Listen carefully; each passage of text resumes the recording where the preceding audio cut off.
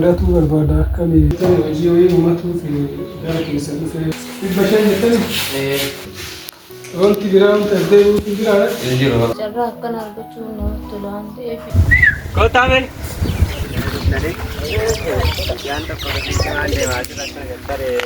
Karaa kamiin ilaalle? osoo liqii wayii fudhannee akkamii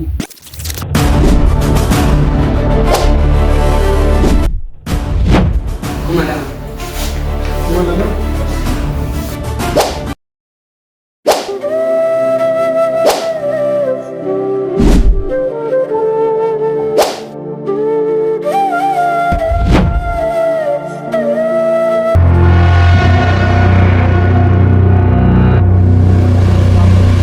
Abdiin kutatena.